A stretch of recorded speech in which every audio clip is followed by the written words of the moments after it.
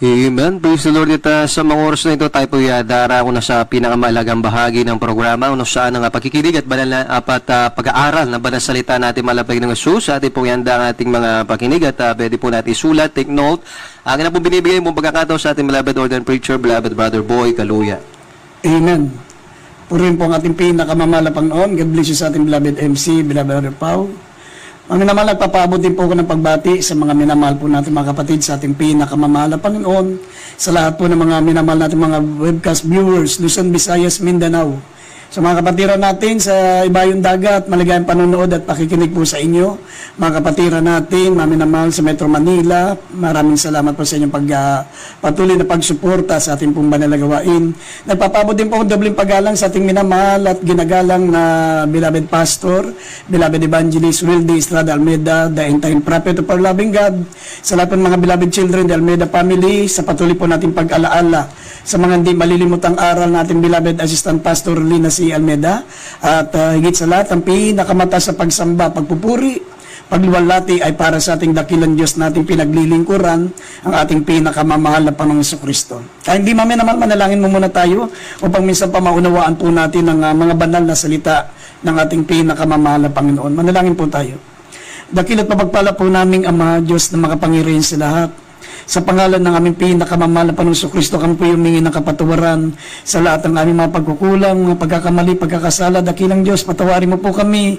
Gawin mo po kaming karapat dapat magdala ng banal at sagradong salita. Kayo po maglagay ng mga salita sa aming mga bibig. Bigyan mo kami ng karunungang espiritual, Panginoon. Bigyan mo ng pangunawa lahat ng mga nakikinig, lalo na po sa mga naghahanap ng kaligtasan, Panginoon. Abutin mo rin po lahat ng pangailangan ng mga may sakit, may mga pangailangan, Panginoon, sa espiritual na bagay at aming sinasaway. Ang gawa ng kalaban, demons of unbelief and doubts, demons of hindrances, we bind the power of darkness in Jesus' name. Amen and amen. Maminamahal, ang ating pong paksa ay pamamagatan po nating, is there Trinity in the Bible? Meron bang katagang Trinidad o Trinity sa banal na kasulatan?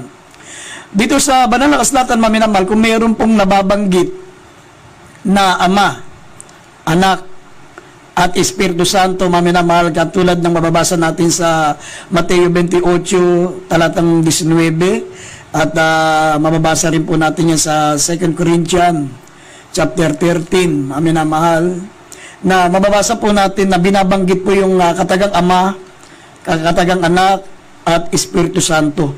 Hindi nangangahulugan na meron pong Trinity sa Bible. Ito po ay tatlong kapahayagan ng nag-iisang Diyos. Yung Ama at Anak at Espiritu Santo, ito po ay kapahayagan ng nag-iisang Diyos.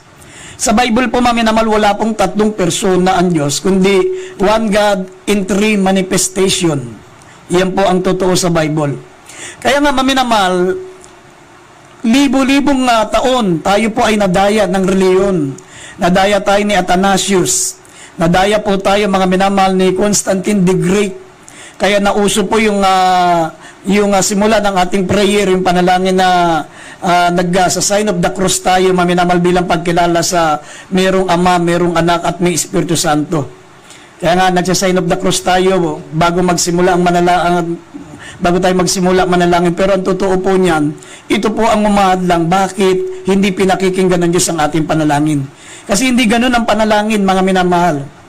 Kaya ito pong panalangin natin, maminamahal, sa ating kinagis ng reliyon, ay talagang malayo, maminamahal. Bakit hindi tayo pinakikinggan ng Diyos? Sapagat malayo sa katotohanan. Sabi nga ng Psalms 145 verse 18, kung idadagdag natin sandali itong bilang pambungad na talata, Psalms 145 verse 18 hanggang 20, kung mababasa po natin ito, maminamal, ang mahal na Panginoon ay malapit sa lahat ng mga nagsisitawag sa Kanya, sa lahat na nagsisitawag sa Kanya sa katotohanan. Kanyang tutuparin ang nasa nila na natatakot sa Kanya, at Kanyang diringgin ang Kanyang daing at ililigtas sila. Yan po, maminamal, basahin po na Psalms 145 at verse 18 and verse 19. Basahin natin pang sandali pambungad na talata. Dito po sa aklat po ng mga awit, 145 verse 18 and 19, ang Panginoon ay malapit sa lahat na nagsisitawag sa Kanya, sa lahat na nagsisitawag sa Kanya sa katotohanan. 19, Kanyang tutuparin ang nasa nila na nangatatakot sa Kanya, Kanya ring didinggin ang kanilang daing at ililigtas sila. Amen. Yan po ang katotohanan, maminamal. Ang mahal na Panginoon ay malapit sa Kanya, na nagsisitawag sa Kanya sa katotohanan. Kanyang tutuparin ang nasa nila, na natatakot sa Kanya, Kanyang diringgin ang kanilang mga daing at ililigtas sila. Ganun kalapit ang ating malapang na. Pero nakita nyo sa ating kinagisnang reliyon, bakit po hindi tayo pinakikinggan ng Diyos? Kasi doon pa lang sa simula ng panalangin natin na nagsa-sign of the cross tayo bilang pagkilala sa Ama, Anak at Espiritu Santo, yung tatlong persona na tinutukoy po ng mga turo, maminamal ng Trinitarianism. Ito po'y wala sa Biblia. Wala po sa Banal na Kasulatan. Kung meron pong nababanggit na Ama, Anak at Espiritu Santo sa Banal na Kasulatan, hindi po Trinity yan. Yan po ay one God in three manifestation. Isang Diyos, maminamal na nagpahayag. Father in creation, Son of God in redemption, at Holy Spirit in regeneration. Yan ang ibig sabihin, maminamahal, ng Ama, Anak at Espiritu Santo. Pero hindi nangangahulugan na meron tatlong persona ang Diyos. Dito po sa Banal na Kasulatan, mga minamahal, there are three. Dito po sa turo ng Trinitarianism. Yung Trinitarianism, ang sabi rito, ang kanilang turo ay, ito po ay salungat, maminamahal, sa Banal na Kasulatan. Ang kanilang turo ay there are three divine persons in one God. There are three divine persons: the Father, the God the Son, and the Holy Spirit. Yan po ang turo nila. Sa kanilang turo, sabi, the Father is not the Son is not the Father, and the Holy Spirit is not the Father. Yan ang doktrina ng Trinitarianism. Ang sabi, it's said to be eternal, almighty, none greater or less. Walang nadakila sa kanila, sila'y pantay-pantay, sabi dito, maminamahal. Sila'y pare-parehong eternal, sila'y pare-parehong almighty, at walang dakila at walang mababa sa kanila, kundi sila'y pantay-pantay. Sabi, it's said to be God, co-equal, co-eternal, co-existence, no greater nor less. Yan ang doktrina, maminamal, ng Trinitarianism. Pero kung mababasa nyo dito sa Banal na Kasulatan, maminamahal, there is but one God. Kung mababasa natin Deuteronomy chapter 6 verse 4 hanggang 5, mga minamahal, iisa lamang po ang Diyos. At ang pinakadakila at pangunahing utos ng mahal na Panginoon, sabi ng Biblia, Hear, O Israel, the Lord your God is one Lord. And ye shall love the Lord with all thine heart, and with all thy soul, with all thine might, and with all thy strength. Ito ang pinakadakila at pangunahing utos. Kaya kung hindi natin paniniwalaan nag-iisa lang ang Diyos, hindi po tayo makasusunod sa pinakadakila at pangunahing utos. Basahin po natin muna ng Deuteronomy chapter 6 verse 4 and 5, mamaya sa Marcos kapitulo 12 talatang 28 hanggang 30. Basahin natin mga talata. Dito po sa aklat ng Deuteronomio kapitulo 6 talatay 4 at 5. Sa 4, dinggin mo, O Israel, ang Panginoon nating Diyos ay isang Panginoon. Sa 5, at iyong iibigin ang Panginoon mong Diyos ng iyong buong puso at ng iyong buong kaluluwa at ng iyong buong lakas. Dito sa Marcos kapitulo 12, talatay 28 hanggang 30. Sa 28, sabi po dito, at lumapit ang isa sa mga eskriba at nakarinig ng kanilang pagtatalo at palibasay nalalamang mabuti ang pagkasagot niya sa kanila, ay tinanong siya, ano baga ang Pangulong utos sa lahat? 29, sumagot si Jesus, ang Pangulo ay, pakinggan mo, O Israel, ang Panginoon nating Diyos ay ang Panginoon ay iisa. 30, at iibigin mo ang Panginoon mong Diyos ng buong puso mo at ng buong kaluluwa mo at ng buong pag-iisip mo at ng buong lakas mo. Amen. Amen. Kaya makikita nyo, maminamahal, para papaniwalain tayo ng ating dakilang Diyos na siya'y iisa. Ito po'y ginawa niyang pangunahin at dakilang utos. Para papaniwalain tayo ng mahal na Panginoon Diyos na talagang iisa lang siya, kasi hindi natin masusunod yung dakila at pangunahing utos kung naniniwala tayo sa tatlong persona ng Diyos.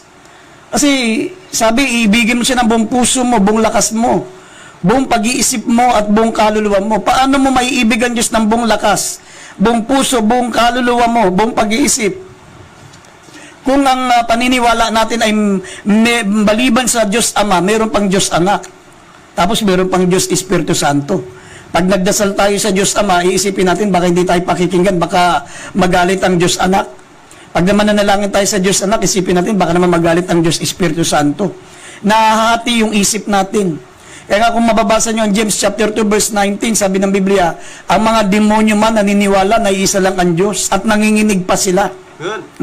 Kaya nga, ang pinakadakila at pangunahing utos, mga minamahal, ay ibigin mo ang Panginoon Diyos ng buong puso mo, buong lakas mo, buong kaluluwa mo. Kaya ito'y ginawa niyang pangunahin at dakilang utos para mga minamahal, ma-mindset at matanim sa isip natin na talagang iisa lang ang Diyos. Iisa lang, wala pong tatlong persona ang Diyos. Wala pong Diyos Anak. Wala po kayong mababasa sa Bible na Diyos Anak. At wala din kayo mababasa sa banal na kasulatan na Diyos Espiritu Santo. Ang tinatawag na Holy Spirit, ito po, maminamahal, ay the nature of God. Ang Holy Spirit, ito po, the nature of God. At yung tinutukoy, maminamahal na anak ng Diyos, hindi po yan Diyos anak, anak ng Diyos. Ito po yung God was manifest in the flesh. Ang Diyos ay nagkatawang tao. Sabi ng Lucas 1:35, sabi ng banal na kasulatan, ang Holy Spirit. Sabi, lililiman si Saint Mary ng Holy Spirit at mga minamahal maglili siya at manganganak ng isang lalaki at ang sabi, at tatawagin ang kanyang tatawagin ang banal na bagay na anak ng Diyos. Ibig sabihin yung anak ng Diyos, ito po yung God was manifest in the flesh. Yung Diyos na nagkatawang tao, hindi po yan Diyos anak, yan po yung anak ng Diyos. At ang Holy Spirit, ito po yung the nature of God. Yung God the Father, yan po maminamal ang yung tunay na Diyos, siya po ang ating Diyos na nagkatawan tao. God was manifest in the flesh, naging Son of God. At yung Holy Spirit, ito po ay the nature of God. Kaya mababasa po natin maminamal dito po sa Lucas 1:35 at 1 Timothy, mababasa natin sa English, 1 Timothy chapter 3 verse 16. Maminamal mamaya, basahin muna natin itong Lucas 1:35. Dito po sa kalat ng Lucas 1:35, at sumagot ang anghel at sinabi sa kanya, bababa sa iyo ang Espiritu Santo at lililiman ka ng kapangyarihan ng kataas-taasan, kaya naman ang banal na bagay na ipanganganak ay tatawaging anak ng Diyos. Amen. Ang sinabi ng anghel sa kanya, bababa sa iyo ang Espiritu Santo at lililiman ka ng kapangyarihan ng kataas-taasan. Ito po yung Diyos na minamahal, lumilim kay Saint Mary. Kaya naman ang banal na bagay ay ipapanganak, tatawaging anak ng Diyos. Kaya nung ipinanganak ni Saint Mary, yung pong Holy Spirit na lumilim sa kanya, na ang Holy Spirit, ito po yung the God the Father.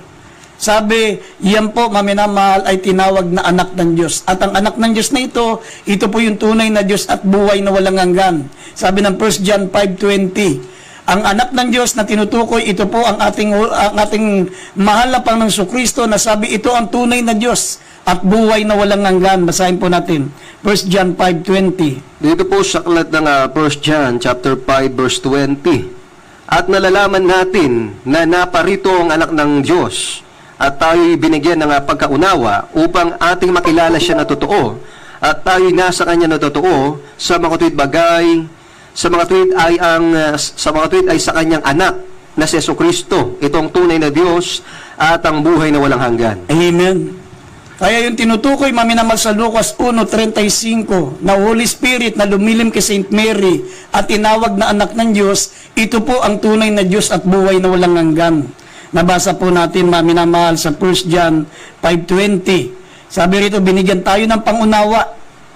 Sabi, nalalaman natin na naparito ang anak ng Diyos, tayo binigyan ng pangunawa upang ating makilala siya na totoo. At tayo'y nasa kanya na totoo, sa makatuwid ay ang kanyang anak na si Jesucristo. Ito ang tunay na Diyos at ang buhay na walang hanggan. Yan po, maminamahal, kaya napakalaga na malaman nyo ang katotohanan, maminamal, na walang tatlong persona ang Diyos. Kung may nababanggit po dito, may nababasa po tayong Diyos Ama, Anak ng Diyos at Holy Spirit, ito po ay hindi po tatlong persona ng Diyos, kundi ito po, mga minamahal, ay one God in three manifestation. Ang iisang Diyos ay nagpahayag sa tatlo. Siya po yung nagkatawan tao, mga minamahal, bilang anak. Sabi ng 1 Timothy chapter 3 verse 16, great is the mystery of godliness, God was manifest in the flesh. Basahin po natin muli ito. 1 Timothy 3:16. Dito po sa kalat ng unang Timoteo, Kapitulo 3, talatay 16. Sabi po dito sa Tagalog, at walang pagkatalo, dakila ang hiwaga ng kabanalan, yaong nahayag sa laman, pinapaging banal sa Espiritu, nakita ng mga anghel, ipinangaral sa mga bansa, sinampalatayanan sa sanglibutan, tinanggap sa itaas, sa kalwalatian. Amen. Sabi sa English, maminamal, and without controversy. Wala nang dapat pagtalunan. Great is the mystery of godliness. May hiwaga ang kabanalan. Dakila ang hiwaga ng kabanalan. Sabi, God was manifest in the flesh, justify in the spirit, seen of angels, preach unto the Gentiles, believe on in the word, receive up into glory. Yan po, maminamal, walang iba kundi ang ating pinakamamahal na Panginoong Jesucristo. Yes. Kaya mababasa nyo, maminamal, sa John chapter 1, verse 1.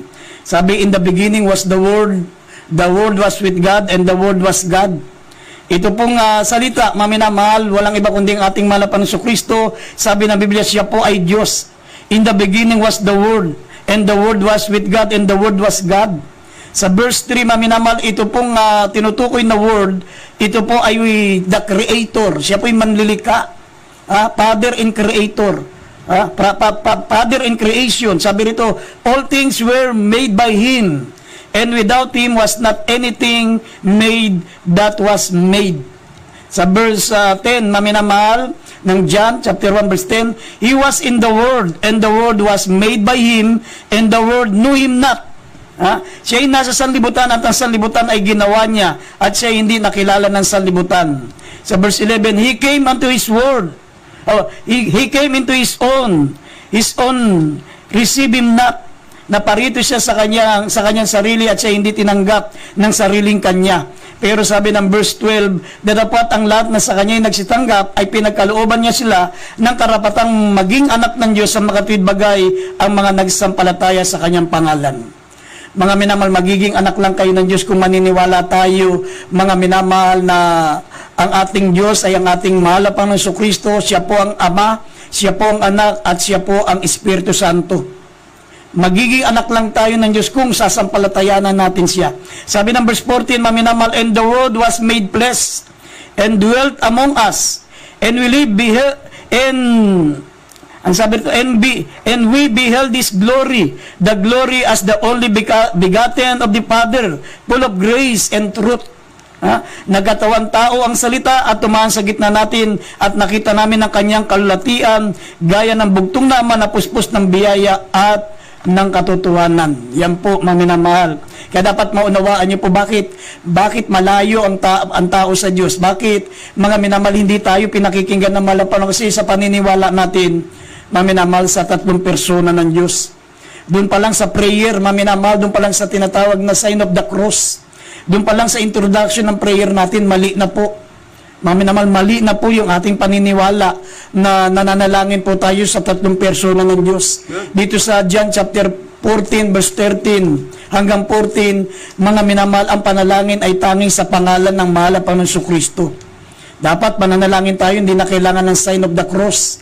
Sabi ng Mateo 2, talatang 8, maminamahal, kung kayo'y mananalangin ay itaas nyo ang inyong mga kamay, at lahat ng inyong hingiin sa pamagitan ng kung lahat ng inyong hingiin sa Ama, sa pangalan ko, sabi ng mahal na Panginoong Jesucristo, ay ipagkakaloob sa inyo.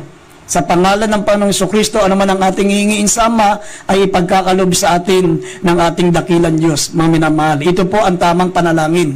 Nakataas ang kamay, at sabi ano man ang ating hilingin, hihingiin natin, mga minamahal, sa pangalan ng mahal na Panginoong Kristo, lahat ng hihingiin natin sa Ama. Sapagat ang pangalan ng Ama ay ang ating mahal na Panginoong Kristo. Basahin natin ang mga talata, mga minamahal, unang-una dito sa 1 Timothy 2:8, mamaya John 14:13 and 14, at mamaya sa Efeso 5:20, ang pangalan ng Ama, maminamahal ang ating mahal na Panginoong Kristo. Basahin po natin mga talata. 1 Timothy chapter 2 verse 8. Sabi dito sa 1 Timothy 2:8, ibig ko ngang ang mga tao'y magsipanalangin sa bawat dako, na iunat ang mga kamay na banal, na walang galit at magkikipagtalo. Dito po sa John chapter 14 verse 13 and 14. Sabi dito sa 1:14, 13 at 14, sabi dito, at ang anumang inyong hingin sa aking pangalan, ay iyon ang aking gagawin upang ang Ama ay lumulwalhati sa anak. 14, kung kayo'y magsisihingi ng anuman sa pangalan ko, ay iyon ang aking gagawin. Amen. Amen. Yan po ang sabi ng banal na kasulatan, mga minamahal. Manalangin tayo sa pangalan ng ating mahal na Panginoong Kristo. Hindi mo na kinakailangan mag-sign of the cross. Sabi ng Biblia, mga minamahal, na ibig ko nga na lahat ng mga tao ay nakaunat ang kamay na walang pakikipagtalo. Yan po ang tamang panalangin. Nakaunat ang kamay, mga minamahal, na tayo po ay may malinis na kalooban, na walang pakikipagtalo. At ang sabi, mga minamahal, at ang lahat ng anumang hilingin natin sa Ama, sa pangalan ng mahal na Panginoong Kristo, ay ipagkakaloob sa atin. Sabi ng banal na kasulatan. Yan po ang tamang panalangin. Kaya nga napakalayo natin sa Diyos eh. Kasi magsisimula ka pa lang manalangin, wrong mistake na. Sign of the cross agad. Wala po sa banal na kasulatan. Pagkilala sa tatlong persona ng Diyos, wala namang tatlong persona ng Diyos. Wala namang Trinity sa Bible. Yung Ama, Anak at Espiritu Santo na binabanggit sa Biblia, ito po ay one God in three manifestation. Ang iisang Diyos nagmanifest po, maminamal, sa tatlong kapayagan. Ito po ay Father in creation. Ipakikita po namin sa inyo ang mga talata. Father in creation. Genesis 1 verse 1. Nabasa natin sa John chapter 1 verse 1, maminamahal. In the beginning was the Word. The Word was with God and the Word was God. In the beginning. Kaya nga Father in creation. Sabi rito sa Genesis chapter 1 verse 1, sa simula siya lang ay salita na nasa ibabaw ng tubig. Holy Spirit siya. Salita lamang ang maririnig natin sa Kanya. Kasi maminamahal, ang salitang ito po mismo ang Diyos, at ang salitang tinutukoy dito, ito po ang ating mahal na Panginoong Kristo, na sabi ng Biblia, nagkatawang tao ang salita at nanahan sa atin, at nakita natin ang kanyang kalulatian gaya ng kalulatian ng bugtong na Ama. Yan po, maminamahal. Basahin natin ang Genesis. Siya po ay Father in creation. Basahin natin. Dito po sa Genesis chapter 1 verse 1, nang pasimula ay nilikha ng Diyos ang langit at ang lupa. Amen. Genesis 1:1. Ay, John 1:1. Dito po sa John chapter 1 verse 1, sabi po dito sa 1, kapitulo 1, nang pasimula siya ang berbo, at ang berbo ay sumasa Diyos, at ang berbo ay Diyos. Amen. Amen. Yan po ang sinasabi ko sa inyo, maminamal, nakasulat sa Genesis. Nang pasimula ay nilikha ng Diyos ang langit at lupa. Father in creation. Sabi ng John 1:1, in the beginning was the Word was with God, and the Word was God. Sabi ng John 1:3, maminamahal, sabi, ang mundo ay hindi nagawa kung wala siya. All things were made by Him, and without Him was not anything made that was made. Ang lahat ng bagay ay ginawa niya, at alinman sa mga lahat ng bagay ay hindi ginawa kung wala siya. Yan po yung nasa Genesis 1:1. Father in creation. Ngayon, Son of God in redemption. Kaya nagkaroon ng anak ng Diyos sapagkat nagkatawang tao ang Diyos. Para tubusin tayo sa kautusan. Para tubusin tayo sa kasalanan. Para tubusin tayo sa sumpa. Kaya nagkatawang tao ang Diyos para tayo po'y mga minamal maging tunay na anak ng Diyos. Kaya nga, Ngayon, kapag sumampalataya ka sa mahal na Panginoong Kristo, sabi, ang sino mang tumanggap sa Kanya, binibigyan niya ng karapatan, tawaging anak ng Diyos sa mga tuwidang sumampalataya sa Kanyang pangalan. Mula nung nagkatawang tao ang Diyos, maminamal nagkaroon na ng karapatan. Ang bawat taong mananampalataya sa mahal na Panginoong Kristo ay binibigyan na ng karapatan maging anak ng Diyos. Dati ang mga tao noon, katulad nila Joshua, nila Moses, nila Abraham, lahat ng mga lingkod ng Diyos, sila po'y mga alipin lamang, hindi sila anak ng Diyos. Pero ngayon, nung nagkatawang tao ang Diyos, maminamal sabi, tinanggap natin ang pagkupkup bilang anak. Ha?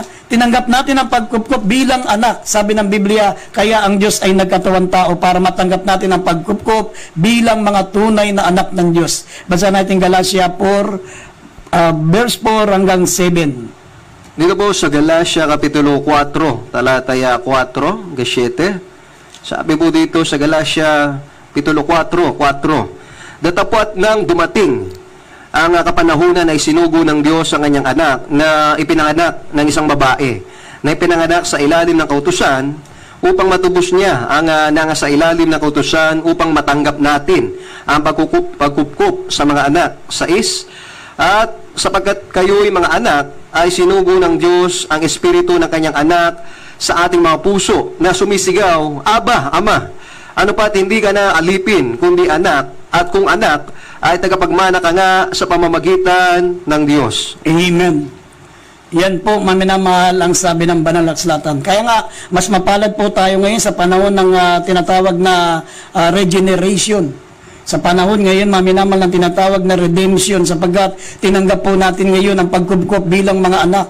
Sila Moses, maminamahal, sila Elijah, sila Elisha, sila Abraham, sila Joshua, maminamahal sila po'y mga alipin lamang sila ng Diyos. Ngayon, mula nung nagkatawang tao ang Diyos, tinanggap po natin ang pagkupkop bilang anak. Kaya ngayon, maminamahal sabi ng banal na akslatan, hindi ka na alipin. Ano ba't hindi ka na alipin kundi anak? Kung anak nga ay tagapagmana ka nga sa pamagitan ng Diyos. Ngayon ay tagapagmana na tayo ng ating mahal na Panginoon at siya po ay Holy Spirit in regeneration. Sabi ng Titus, Kapitulo 3, talatang 7, sabi rito, maminamahal tayo ngayon, ay sabi ng Biblia, siya ang ating mahal na Panginoon Kristo, ang Diyos maminamahal siya ngayon ay Espiritu Santo. Holy Spirit in regeneration. Sabi rito, upang sa pagtanggap sa atin sa pamagitan ng kanyang biyaya ay maging tagapagmana tayo ayon sa pag-asa sa buhay na walang hanggan. Ang sabi ng verse 6 na kanyang ibinuhos ng sagana sa atin sa pamagitan ni Jesucristo na ating tagapagligtas. Basahin po natin ito. Tito, simulan natin ng 3:5 hanggang 7. Basahin natin. Tito. Dito po sa Tito 3:5 hanggang 7. Sabi dito sa 5 na hindi dahil sa magagawa sa katwiran na ginawa nating sarili, kundi ayon sa kanyang kaawaan, ay kanyang iniligtas tayo sa pamamagitan ng paghuhugas na muling kapanganakan at ng pagbabago sa Espiritu Santo. Sa 6, na kanyang ibinuhos ng sagana sa atin sa pamamagitan ng Hesukristo na ating tagapagligtas. 7, upang sa pag-aaring ganap sa atin sa pamamagitan ng kanyang biyaya ay maging tagapagmana tayo ayon sa pag-asa sa buhay na walang hanggan. Amen. Yan po, maminamahal ang Son of God, Holy Spirit in regeneration. Sabi ng verse 5, ay sa paghuhugas ng muling kapanganakan at ng pagbabago ng Espiritu Santo. Ngayon, ang ating mahal na Panginoon Kristo ay Holy Spirit na. Ha? Siya po'y banal na espiritu na. Sabi ng banal na akslatan, 2 Corinthians 3:17, ngayon ang Panginoon ay espiritu. Kung saan naroon ang espiritu ng mahal na Panginoon ay may kalayaan. Ngayon, Holy Spirit na siya.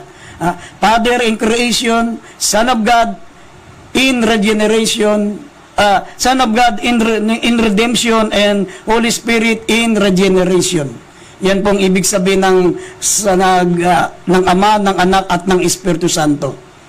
Father in creation, Son of God in redemption, at Holy Spirit in regeneration. Ngayon, Holy Spirit na ang ating mahal na Panginoon, gaya na sinabi ng Roma 8:9. Siya'y Holy Spirit na. Basahin po natin, maminamahal, Roma 8, talatang 9. Dito po sa aklat po ng mga taga-Roma 8:9. Sabi po dito sa mga taga-Roma, Kapitulo 8:9, talatay 9, datapwat kayo'y wala sa laman, kundi nasa espiritu. Kung gayo'y tumitira sa inyo ang espiritu ng Diyos, dapat kung ang sino may walang espiritu ng Kristo, siya ay hindi sa Kanya. Amen. Ang espiritu ng Diyos, ito po ang espiritu ni Kristo. At ang espiritu na tinutukoy, ito po ay the nature of God. The nature of God, Holy Spirit siya. Ngayon siya, ang ating malapang sa Kristo ay Holy Spirit na. Ha? Sino mang walang espiritu ni Kristo ay hindi sa Kanya. Yan po ang sabi ng banal na kasulatan. Kaya malinaw, maminamal, ang turo ng Trinity, turo ng tatlong persona ng Diyos, magulo. Magulo, maminamahal, hindi nyo talaga maiintindihan. Sabi, no, pare-parehos lang, no greater nor less, pero sabi ng Mateo 24, talatang 36, walang nakakaalam kundi ang Ama. Ang pagparito ng malapan ng Kristo, hindi nalalaman ng anak, hindi nalalaman ng anghel, kundi ang Ama lamang. Pero sabi ng turo ng tatlong persona, maminamal, no greater nor less. Pare-parehos lang, omniscient, all-knowing God, omnipotent, powerful God, yung tinutukoy, maminamahal na omnipresent, kahit saan naroon ng Diyos, mga minamahal. Pero magulo ang doktrina ng Trinitarian. Sampalatayan ninyo ang tunay na turo ng Diyos, iisa lamang ang Diyos at nagpahayag po siya sa tatlong kapahayagan. Una-una, siya po Father in creation, Son of God in redemption, Holy Spirit in regeneration. Tanggapin niyo ang katotohanan yan upang matanggap niyo ang pagkukup bilang anak. Kaya sa gabing ito, habang napapakinggan natin